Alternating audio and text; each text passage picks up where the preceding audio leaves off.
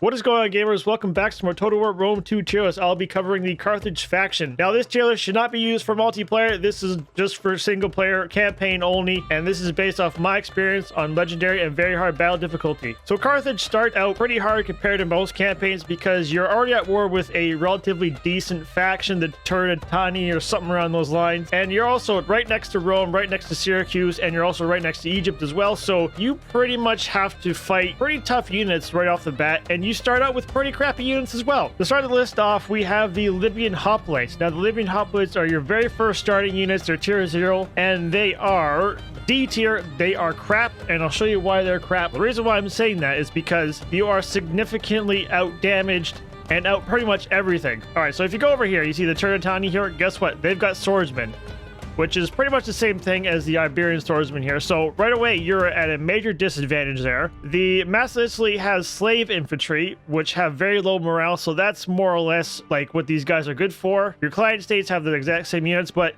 then you go over to Syracuse here, and guess what? They've got regular hoplites, and they can already spam recruit those right off the bat. And you got Rome here, which has swordsmen. So the Libyan hoplites are freaking terrible. I would not use them. Next up on the list is the Carthaginian hoplites. Now, these hoplites are a tier 2 unit. They're actually pretty good for a tier 2 unit, though. They're not quite like the Spartans tier 2 units, but they are one of the more better hoplites. These guys can actually go toe-to-toe against the regular Greek hoplites like what Syracuse has. And for that, I'm going to throw this in the B tier. Next, we have the Sacred Band. So the Sacred Band is a tier 4 unit, and for a tier 4 hoplite, it is not very good. It's actually one of the more weaker tier 4 hoplites. If you were to take the picked hoplites, which is like Athens or Syracuse's, one of their tier 4 hoplites, theirs are way better. And if you take Spartans, well, Spartans have pretty well the best hoplites in the game. So the Royal Spartans do way more damage than the actual Sacred Band does. And if you take the Sacred Band and compare it to the Spartan hoplites, which is a tier 2 unit, it doesn't do as much damage, doesn't have as much armor, but the Spartan hoplites are a way better value over the Sacred Band. The Sacred Band will pretty much take you to the end of the game if you wanted to use them as your hoplites. They're not necessarily a bad unit, but they're not that great for a tier 4. But I'm also going to throw them in B tier. Next on the list is the Libyan Infantry. Now, the Libyan Infantry is a tier 3 unit. If we don't include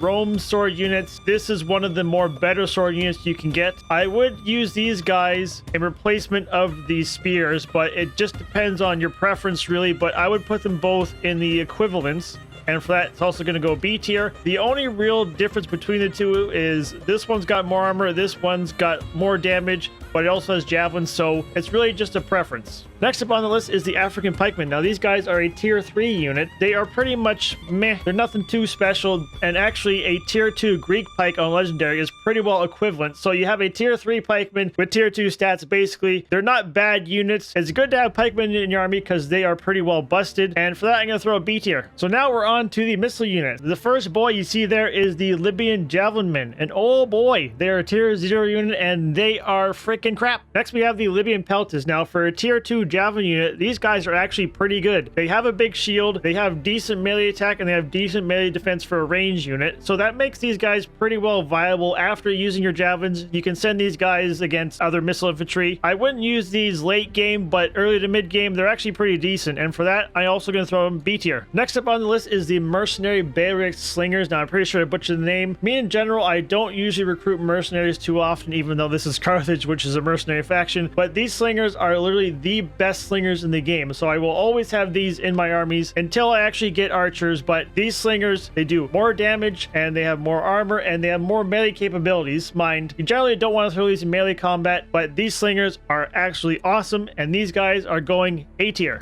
Next up is the cavalry section. So these boys are called the Carthaginian cavalry. They are a tier 2 unit, and for a tier 2 cavalry without javelins, these are actually one of the best. And for that, these guys are actually going to go B tier. Next up on the list is the noble cav. So this is a tier 4 shock unit, and for a tier 4 shock unit, it's actually one of the worst ones you can get. And in fact, Macedon has Sarissa cavalry, which is a tier 2, I believe, and it is almost equivalent in stats pretty well. The only difference between the two, I believe, is the Noble Cav has a better charge bonus in health, but I believe that's about it. It is not a terrible cavalry by any means. I mean, you don't really have a good option for cavalry unless you get the mercenary calves, obviously, but since I don't really get mercenaries, I'm gonna throw this guy in a B tier. Okay, now you're looking at this list and being like, hey, there's not much A or S tier. Well, the reason why there's not much A or S tier is because the way I feel Carthage is played is by using your infantry units just to hold the line while these boys down here do all the damage. So these are your elephants. These are where all your damage is coming from. So the one on the left is the African elephant, the regular one, and the one on the right is the African war elephant. So the difference between the two is a tier 3 and a tier 4. One's got 12 units, one's got 24 units. One doesn't have jabs, one has jabs. They are both absolutely great units, but they're one of those high risk, high reward units, and let me explain. So as you can see, the elephant has a ton of abilities, and the one I want to focus on is the run amok ability. So what that is basically, if your elephant starts taking damage or gets hit with something with fire, it freaks out. And how you actually bypass that is basically you have your elephant selected and you have a different unit selected, and you basically spam attack on an enemy unit, and what's going to happen is the elephant's still going to show the run amok ability, but it's going to perform like normal. Just when your second unit gets close to the elephant, just have them pull out. So to show you what I mean, I have a bunch of elephants here, and I also have a Numidian bowman which has the flame shot ability. So what he's going to do is he's going to use the flame shot on one of the elephants. The elephant's is going to freak out. Then I'm going to have these two elephants selected, and by having both of these selected is going to pretty much negate the run amok ability. Should be using it, right? It is. More elephants! So as you can see, he's going to freak out any second now. Elephants at the ready! More elephants! One of our units has gone berserk. Gone berserk, so he's running amok. So if I select another unit that's not run amok, Carthage! For glory! he's trying to run towards him, so we'll go over after the cavalry. For honor! Forward! Charge! And then we'll get this guy out. Forward! And see, it immediately targets that ability, or the guy you were selecting. And if he's still running amok, he's just going to chill in that area until he basically fixes himself.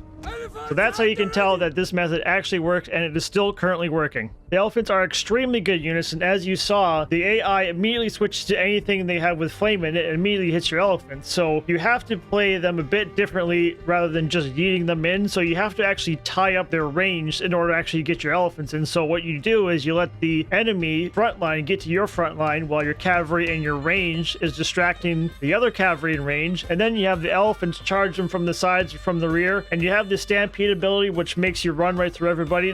These guys are just freaking... they're OP, let's be honest. Both these guys are both S tier. Next on the old list is the artillery. So I have the ballista and the Greek giant ballista. I never use any other artillery, so I didn't include them. But the ballista is a tier 1. This is a tier 2. This guy has more range and more damage, but can't move. This guy's got less range, less damage, but can move. It really just comes down to preference. I'd still put them both under the same tier. And both these guys, they're going A tier. And finally, we're on to the generals. So we have the general's bodyguard as cavalry and the African war elephant as an elephant. The general's bodyguard only has a little bit more melee defense and armor than the actual Carthaginian cavalry. So for this to be a actual general is actually very garbage. And for that, I'm actually going to throw him C tier. And the elephant, I'm going to throw it S tier. We all know why elephants are S tier, because they're OP. In conclusion, I don't think Carthage has a lot of good units. They have a few good units, not too many of them. Most of them are mercenaries, but the vast majority of the time you want to use elephants. There's a reason why they have elephants in 2 different tiers, is because they want you to use this as your main source of damage, but that really comes down to just a general preference. It'd be a very smart idea to have at least 2 elephants per army. This is my tier list. Thanks for watching.